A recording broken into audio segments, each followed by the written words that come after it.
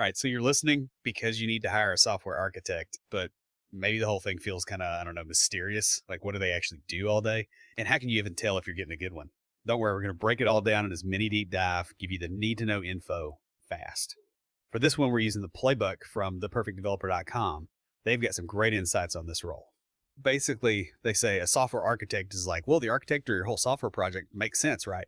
But instead of blueprints for a building, they're designing how your software is structured, the tech you use, how it can grow in the future, big stuff. And by the way, if you want to make that whole finding the right person thing way easier, check out theperfectdeveloper.com and try their 5 questions. It's a super helpful tool to zero in on, like the perfect developer for your specific needs. Worth a look. But back to our architect puzzle. One of the first things people always want to know is, what do these architects actually do? It's not just coding, right? Right. It's way more about the big picture, the strategy. The perfectdeveloper.com breaks it down like this. They define the overall structure of your system, make the big decisions about technology. They set the rules and best practices for the developers who'll be doing the actual coding. And they're the bridge between all that tech stuff and what your business is trying to achieve. Plus, they got to make sure your system can handle growth, stays secure, reliable. It's a lot to juggle. So basically, they're the ones making sure your whole project doesn't turn into a chaotic mess. Mm-hmm. Okay, makes sense why people want to hire them. But of course, that kind of expertise, it comes at a price, right? Exactly. This source mentions that in the US, the average salary for a software architect, you're looking at somewhere between like $120,000 to $160,000 per year. And of course, Silicon Valley. Yeah, they're in their own world when it comes to salary. Oh, Silicon Valley, always got to be special. Right. But here's what's interesting. The perfectdeveloper.com points out that hiring overseas, that can often be more cost effective. But then you've got to deal with different challenges, time zones, maybe language barriers, even different cultural norms when it comes to like how software is developed. Yeah, okay, so you got to weigh the pros and cons there. But let's say you have decided to hire one of these architects. What are the different ways to actually go about it? Well, there are a few options, and the perfectdeveloper.com lays them out pretty clearly. Full time, that's the obvious one if you need someone totally dedicated to your project, really embedded in your team. But there's also part time outsourcing to a whole firm, even freelance architects you can bring in for specific tasks. The key is figure out what your project actually needs, which model makes the most sense. So it's not one size fits all, which I guess makes sense. You wouldn't hire a full-time architect to design a doghouse. Exactly. It's about being strategic, finding the right fit for your project. Okay, so we've got what they do, how much they cost, and the different ways to actually hire them. Now, the big question is, how do you find the right one? Right. What skills should you actually be looking for? Well, according to theperfectdeveloper.com, there's a bunch of important skills, but they highlight one that might surprise you. Communication. Wait, communication. Why is that so important for someone who's mostly dealing with code and all that technical stuff? Because they're not just working in a silo, they've got to be able to explain these complex technical things to people who aren't technical. Stakeholders, maybe other members of the development team who don't have that deep architect knowledge. Think about it. If they can't clearly explain a delay or a change, that can lead to mistrust, confusion, and just wasted time and money. Okay, yeah, starting to see why communication's so crucial. You need someone who can speak tech and human. But even with a perfect job description, there's still going to be hurdles when it comes to actually hiring, right? Absolutely. And one of the biggest ones theperfectdeveloper.com talks about is competition. The demand for good software architects, it's sky high. You're going to be competing with a lot of other companies for the same top talent. So how do you stand out from the crowd then? Convince the best of the best to choose your project over everyone else's. That's where things get really interesting, and I think that's a great place to shift gears in our next segment. You got it. Stay with us, folks. We're going to dive deeper into how to win that architect talent war. And as always, remember you can check out theperfectdeveloper.com and try their 5 questions to get some personalized guidance on finding the perfect developer for any project. All right, we're back and talking about that fierce competition to hire these top software architects, like, I don't know, trying to recruit for like a rock band or something. So how do you make your project the one everyone wants to be a part of? Well, like we were saying before the break, it's not just about the salary, though obviously that's going to be competitive. No one's working for peanuts. But theperfectdeveloper.com, they make this point that today's like top tech talent, they're looking for something more. Okay, I like where this is going. Yeah. More than money. What are the stock options? Unlimited vacation.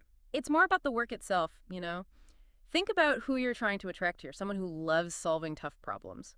So, theperfectdeveloper.com says to play up the meaningful stuff, the projects that offer a real challenge, a chance to use cutting edge tech, that sort of thing. So it's like showcasing the cool factor of your project, Like, right? Making it clear this isn't just some boring corporate gig. exactly. Ask yourself, is your project pushing boundaries, using the latest tech stack? Is the problem you're solving, is it something that actually makes a difference in the world? That's what attracts the people who want to be at the top of their game. Yeah, that makes sense. But let's be real.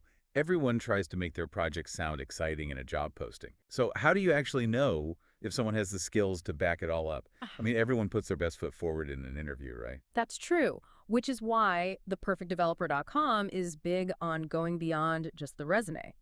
Don't get stuck on job titles. Dig into the portfolio of work they have.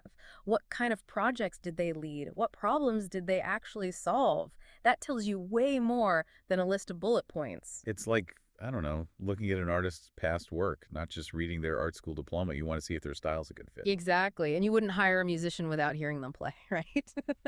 So, same thing here. Don't be afraid to have technical interviews, even coding tests. See how they think, how they approach a problem. You're really putting them through their paces. Yeah. But even after all that, there's still references, right? Mhm. Are those still a big deal in the tech world? Oh, absolutely.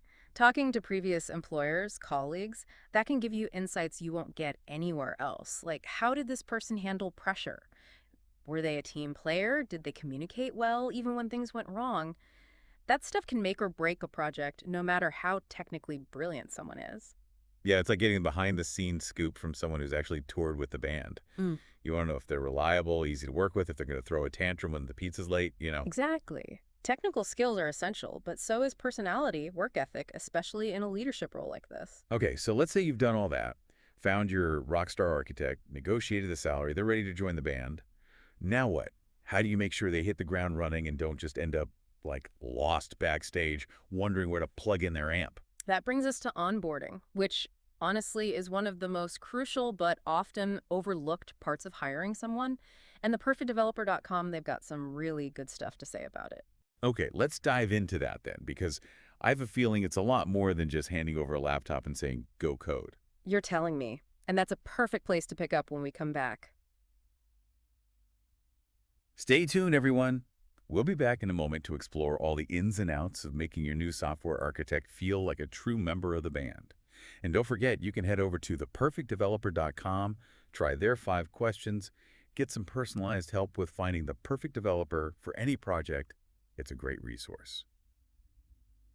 Okay, so we're back, and it's time to talk about onboarding, right? Making sure your new software architect actually feels like part of the team, knows what's going on, all that good stuff. Exactly. It's not just about giving them a computer and saying, go build something amazing. Right, there's got to be more to it than that. So what does good onboarding actually look like for, someone in this kind of role? Well, theperfectdeveloper.com really stresses the importance of clarity from the very beginning. Your new architect, they need to understand the project goals, what the code base looks like right now, who the key people are, how the team communicates all that. Yeah, makes sense. You can't just assume they'll figure it all out on their own.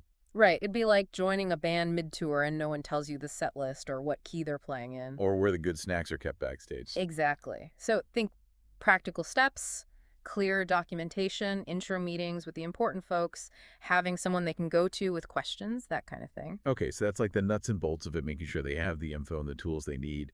But what about like the human side of things? How do you help them adjust to the team culture, the way things actually work around here? That's where mentorship can be so helpful. Theperfectdeveloper.com talks about that a lot. Assigning a buddy or mentor, someone who can kind of show them the ropes, answer those informal questions, be a friendly face. Yeah, it's like having a bandmate who can show you the best places to eat on the road, introduce you to everyone, tell you who to avoid. Exactly. You want them to feel like they belong, like they're part of something, not just some hired gun who's going to disappear in a few months. Okay, so you've got the info, the tools, the human connection, anything else that's crucial for making this onboarding thing really work. One thing theperfectdeveloper.com emphasizes is that onboarding isn't just a one-time event. It's an ongoing process.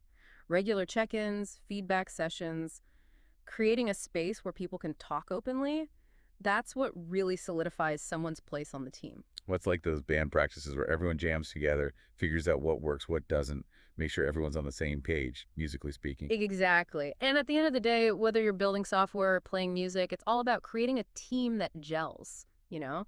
People who support each other, challenge each other, and ultimately create something awesome together. Couldn't have said it better myself.